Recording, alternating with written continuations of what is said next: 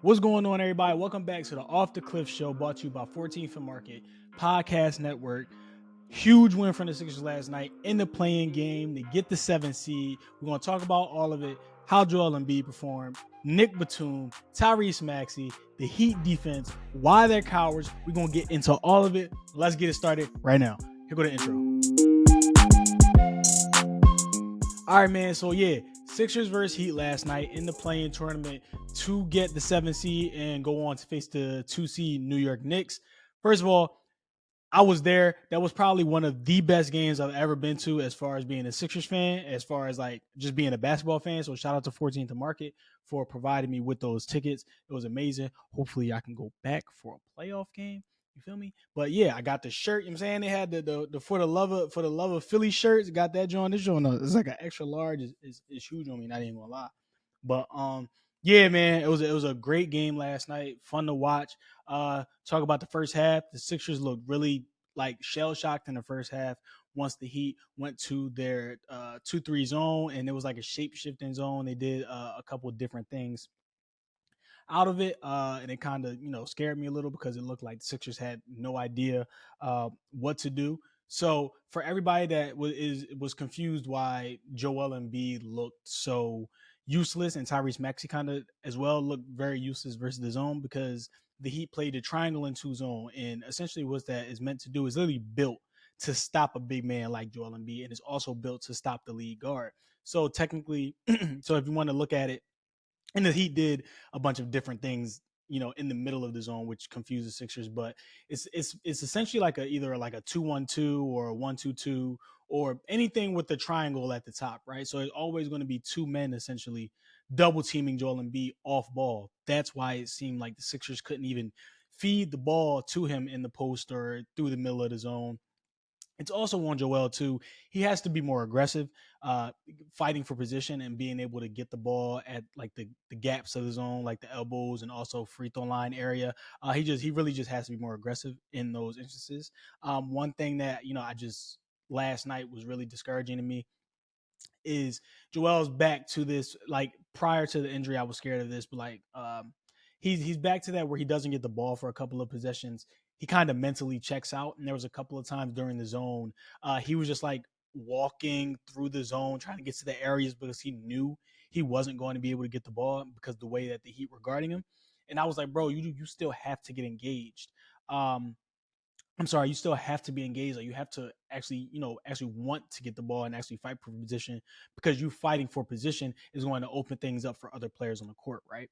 Another thing with that zone, that the shape shifting zone that the Heat implemented is, like I said, is meant to guard, and it's built to guard Joel Embiid and Tyrese Maxey and stop them from doing anything, and essentially saying, okay, everybody else on the Sixers are going to have to beat us. And essentially in the first half, it worked to perfection. Maxey couldn't get anything going. He couldn't get into a rhythm. Joel definitely couldn't get into a rhythm. He couldn't really get the ball.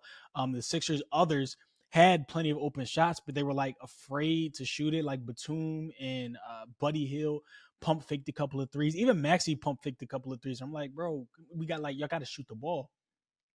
Um, and the zone, like I said, it really worked because it really checked the stars out of the game. Like Joel Embiid and Tyrese Maxey, you could visibly see it. They just weren't engaged for the game because like they couldn't get into a rhythm. The Sixers at this point couldn't get a stop. They couldn't get the ball into Joel Embiid. It was just a weird dynamic.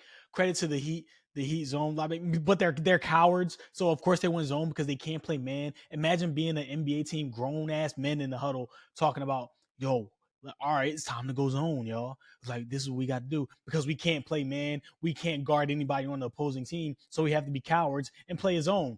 So eventually you knew the zone was going to get figured out because no team, you're playing against all professional athletes and professional basketball players. There was no way you thought a zone was going to work for 48 minutes. Are y'all kidding me?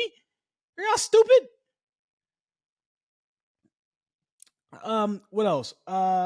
Jimmy Butler, right? So had a good first half. I think he had 19 first half points. He was really being a disruptor on defense.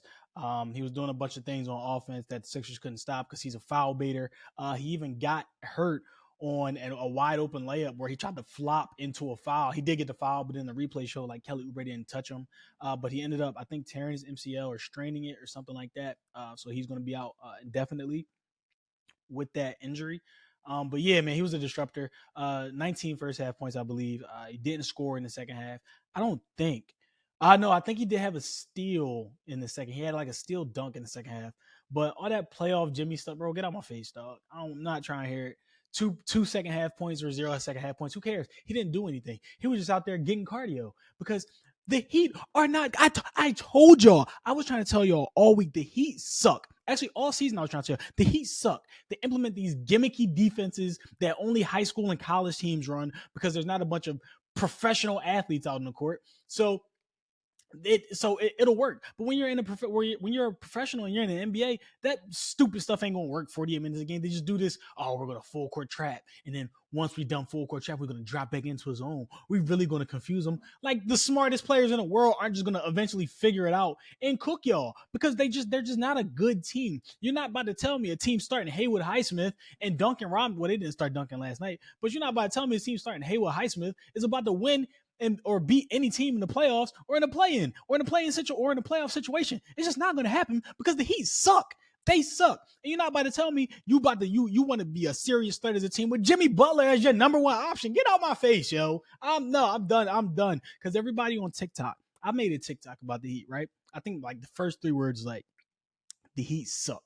And everybody in the comments like, oh my God, why is he saying the Heat suck? Like they literally made the finals last year. They went on that fluke run. Now everybody thinks that this undefeatable underdog and that they're never actually a 7 or 8 seed. They're just playing possum. Jimmy Butler doesn't play into the playoffs. What stupid ass sense does that make?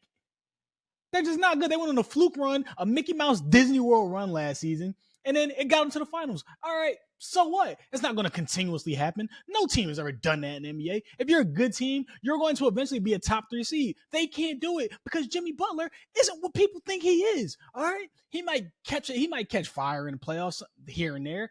Cool, but he's not a real number one option. He's not even he at best the number 2. We're not just gonna keep lying about them. They suck. They're not a good team. They haven't been anything since LeBron left.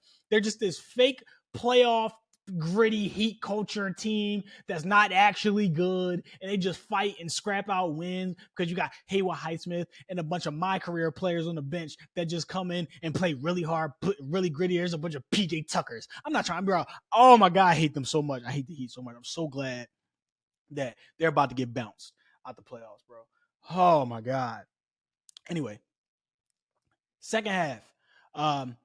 Really good second half from pretty much everybody on the Sixers, just stepping up and contributing to the moment.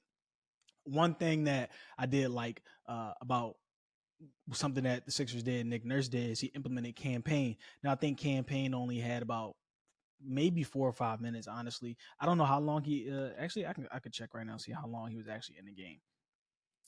I hate when I do this because I shouldn't I should just check this stuff beforehand, right? Wednesday. Box score, campaign. Oh, campaign only had 3 minutes, but those 3 minutes were really essential because while the Sixers they were like mentally defeated, they were down in the dumps. You could tell that the body language was bad. He came in and he like injected energy into them. Now he didn't really do much. He had a clutch. I don't want to say clutch, but he had a corner 3 that went in right out the gate, and it was like, all right, like it was a little bit energy. Every time he got the ball, he pushed it in on a fast break, but not even a fast break. He just pushed it just to pick up the pace of what the Sixers were doing because they were moving really slow. They were looking really lethargic, and he got in. It was one thing, I don't know if they showed it on the broadcast, where coming out of a timeout, he was like hyping himself up, yelling at himself. It's only him on the court in the crowd, and he's hyping himself up, like talking to himself, but in like a real angry way, just like trying to get some type of momentum going, trying to get some type of feel, some type of like, oh, what's the word? Some type of angriness and toughness out there. And like to show, all right, like we are the Sixers. Like there's a reason everybody is fearing us from this 7 seed because they believe that we can really go on a real run. We have the MVP Joel Embiid. We have the most improved player in who will win most improved player, All-Star Tyrese Maxey. We have Kelly Oubre, who has come on to be the third star of this team. Like we should be feared right? So we have to inject that type of toughness and show that type of toughness on the court versus a lesser team. And I think Campaign really did that in that 3 minutes, just providing that energy, providing that toughness, providing that edge that the Sixers needed. So I really like that Campaign, something that just having a coach like Nick Nurse, really like it shows the parallels to Doc Rivers and Nick Nurse, right? Nick Nurse knew that at that moment you needed somebody in there to inject some type of energy into the team, and he decided to go all the way down to the third point guard on the bench in Campaign and put him in the game for the little 3 to 4 minutes because he knew what he needed out of them. Also, credit to Nick Nurse for coming out in the second half and figuring out the Heat zone, right? Because, like I said, the Sixers looked like they had no idea what to do against that triangle and two zone. In the first half, it looked like they were defeated. They were like, all right, we're not going to get it. I mean, we're not going to figure it out. And then they went into halftime. Nick Nurse noticed what was going on. He noticed how to beat it, and then came out in the second half and adjusted to everything. And we all know Doc was a terrible coach at adjusting, right? Or mid-game adjustments. Nick Nurse is the complete opposite. They came out, he started getting Embiid on like the top of the key or on like the far elbow, getting him in different spots where essentially he had to be the decoy at this point. He had to be the hub of everything that was going on. And you could tell like he was trying to earlier in the season, like Embiid was fine with it. And then like this year, I guess now, I mean, coming back from the injury and being in the playoffs and hearing all the talk and playoff chatter of, is he just a regular season player? Can he do any of this in the playoffs? How's the knee? Embiid feels so much pressure that he feels as though he has to just dominate the game by scoring instead of earlier in the season while the Sixers were going on that streak. Is yes, he was getting his numbers, but he was also okay with being a facilitator, being the hub, being the decoy, and getting the other guys involved, which is why the Sixers look so dominant, and they were the best. They had the best starting five, or the like the second best team in the NBA because Joel was fine with getting everybody else involved, and everybody was eating, and everybody was flowing. It was a rhythm. So that's what Nick Nurse changed. He said, "All right, well, Joel, you have to come in here. You have to be the decoy. You have to be the hub for everything to go through, just so we can get other guys involved and kind of get a rhythm and figure out how to beat the zone defense." And you can see he would get them on the weak side. He would get him on like the weak side, like elbow, or like I said, stretch him out, foul line extended, and then he would just post up an opposite shooter on the other side, and B would just make that cross court pass, or they would make the one pass, swing, get it to another open shooter. So this is why Buddy Hield had a good run in the second half. Nick Batum had his good run in the second half. Kelly Oubre had a run. It was just about getting other guys involved because, like I said, the Heat zone was designed to make sure Joel and Tyrese Maxey did absolutely nothing. And they essentially didn't. And eventually, Joel Embiid, after he was a hub and a decoy and got it to other players, now the Heat zone had to extend. They couldn't guard Embiid as aggressively. And then he started to get his in the flow of the game. Like he had a transition three. He had the like getting his points and stats, like we've always said. In other ways, he had and one rebound. I think he had another three, but it just shows that he's learning, right? And he's not just saying, okay, I have to go score. I have to do this. I have to go one-on-one. He's like, I can get my points and my rebounds another way. I can get it off the glass. I can get easy layups. I can get easy transition threes, easy jumpers when the ball comes to me and everything is in the flow of the offense, right? So definitely something that I loved about Embiid, especially in that fourth quarter where he really showed up. He really showed that he is the MVP of the league. He can take that burden and then dish it, and then not dish it, but then like expand it to other players to where everybody else can get their shine, and then he can just, like I said, be the hub, be the decoy out there, and make sure that this is about team, and that's the only way you're going to win in the playoffs. If it's about team, it's about Nicholas Batum going out there getting 20, being able to go out there and get 20 because they're going to go overly guard and be. It's about Buddy Hield coming in, providing a spark off the bench. Players like Campaign, players like Kyle Lowry, who had a huge steal, behind the back steal on Jaquez. I keep forgetting how to say his name, but yeah. Another thing that I saw on Twitter last night was people saying the Heat gave the blueprint on how to stop Embiid. Let me explain something to y'all. A zone defense. The reason why NBA teams don't play zone defense is one, because you're going against a bunch of professional basketball players that know how to break a zone, and two, if you do not practice the zone religiously and have the players for it, it will not work. It will get busted very easily. If you don't, and you also have to have a core that has been around a long time for you guys to know exactly where each other is going to be on the court. There are so many not mismatch, but there's so many missed assignments that can happen in the zone. It's not just about guarding your area. You have to guard someone else's area while guarding your area at the same time, depending on where the ball is on the floor. Unless you practice this religiously during the course of an 82 game season in the NBA, you will never be able to get it down pat. You cannot, the zone is not just something you can implement in the playoffs because you've seen another team do it. This isn't the NFL. There is no blueprint, especially with a zone, right? You may be, like we say it all the time, you may be able to you're never going to be able to stop a great player. You'll be able to slow them down, but not with trying to implement a zone where there's a lot of easy holes in it, especially if you're not running it religiously throughout the course of an NBA season. The Heat practice zone. They play the most zone out of any NBA team in the league. And this is why they're so good at it. And they have different iterations of it all within one zone, right? And that's why it looks completely different all in one play. It could switch from a 3-2 to a 2-2-1 to a 2-3, like, and switch to all those things in the middle of one possession. And that's why they're so good at it, because they continuously practice it. Now, if the Knicks try to implement this, it will not work because those players have not practiced zone continuously and played it in high leverage games for the entire season. This is why when the Sixers also try to go zone most time, they usually give up a bunch of wide open threes because not everybody doesn't know where to be and what the rotations are in the zone because they don't practice it all the time, right? So you can't sit here and say the Heat gave the blueprint because the Knicks aren't going to be able to enforce the zone or implement the zone like the Heat did, right? There's also what else did I want to say? Also, the Sixers eventually ended up destroying that Heat zone after the second half when they just figured it out. Like I said, a bunch of players got wide open shots. Buddy Hield got hot. Nicholas Batum got hot. Kelly Oubre went on a run. I think no, I was gonna say Tobias, but he never does anything.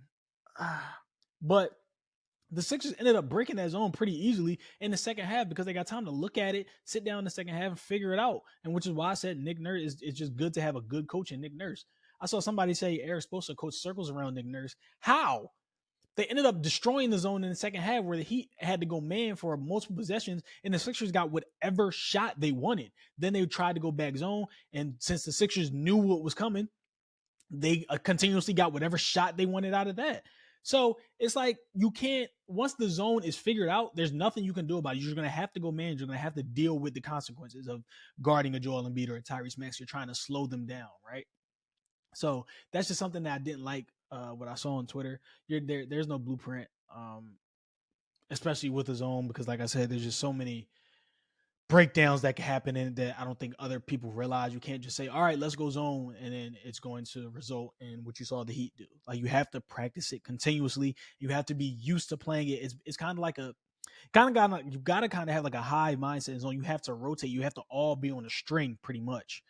It's just something that you would just have to play basketball to know. Yeah, so we can finally get to him. Fourth quarter yelling Wada Batumin, my dog. 20 points in the second half. Big threes in the fourth quarter. Was screaming at the crowd. Huge block on Tyler Herro to win the game. And that's just what you're going to need, right? Because when you have games where you see Joel Embiid not being aggressive or not being the player that he was in the regular season, not putting up the points and stats that he was, you're going to need the others to help him out. Now, a lot of people have blame the others in previous iterations of the Sixers. So like the Ben Simmons, Tobias Harris, PJ Tucker, James Harden, not getting the job done or not helping Embiid out when he needs the help. Well, now they have the team to do it. Nicholas Batum last night, like I said, 20 points. I think he was 4 of let's go check. 6 to 10 from 3. Going to need that. Very, very big off the bench. Played great defense down the stretch on Jimmy Butler. Played great defense on Tyler Herro. Whoever he was matched up on, he played pretty good defense. And it's just something like this energy that you need. Is somebody else to just say, okay, I see the big fella is getting strapped. He's getting put in the box. He can't really do anything. Let me see what I can do. Let me expand the floor. Let me stretch the floor and make sure that I'm able to get him or maybe to make sure that I'm able to stretch this defense, hit a couple of shots to help him and relieve some pressure off of him and Tyrese Maxey. And that's exactly what you need. Even Kelly Oubre came on with Embiid threw the dime to Kelly Oubre down low. And Kelly Oubre has some great defensive possessions as well. But it just shows that the others this is why the Sixers team feels so different, because the others are like, okay, I see what I need to do to take some pressure off of Joel Embiid, to take the pressure off of Tyrese Maxey, and to really make sure that I can put my imprint on this game to where the defense, I play basketball too, you got to worry about me. And I love that. Love that fourth quarter from Batum, man. It's just exactly what you need in playoff situations. Um, and just need somebody else to step up. Even when, if you go back, it's always going to be the others to help. So even when you go back to when the Miami Heat beat the Oklahoma City, and this is just a series that I remember, even going back to when they beat the Spurs, when Mike Miller hit like 6 threes that game, 6 or 8 threes that game, and was able to close the Thunder out for the Heat to win their championship, or when Ray Allen hits that big three in the corner, like it's just, or Chris Bosh grabbing a rebound. It's players like that that are going to win you playoff games. It's not always going to be this superstar matched up versus this superstar. Like it doesn't work like that, because the way the NBA coaches, they focus on what you're best at. They're going to take it away, and it's going to come down to Kelly Oubre, can you go get 15? Nick Batum, can you go get 18? Like, can somebody else score? Tobias, can you go get 12? Like, that's what they're going to boil it down to, right? So hopefully it feels like the Sixers team is different. It feels like they'll be able to get over the hump. I do feel like Joel Embiid kind of figured it out last night and got over that sort of mental hump of, God, I'm getting defended completely different than I was in the regular season. Like, how do I figure this out? And it looks like in game time he kind of figured it out, got into a rhythm, got hype, got his teammates involved. And it was just really good to see, something that we have not seen from the Sixers in a while. So hopefully it continues. So that is that. Want to appreciate everybody for listening. Please go like. Oh my God, my voice cracked. Please go like, subscribe, no matter what you're listening on. If you're listening on Apple Podcasts, Spotify, YouTube, go like, subscribe. It's free. It supports me. Go watch the shorts, all that. But we will talk about the upcoming series versus the 2 seed, New York Knicks. Do think the Sixers will win that series in 6, just because I don't think they're as good of a defensive team. They're really good. I don't want to discredit the Knicks at all. They are really good. But without Julius Randle, I don't think they have enough to stop Joel Embiid and Tyrese Maxey. And Jalen Brunson will have to completely play out of his mind for the Knicks to win a 7-game series versus them. So I'll talk about that more in the next episode, but wanted to get this out. Huge win, bro. Yeah, man. Go like, subscribe. Holla at y'all.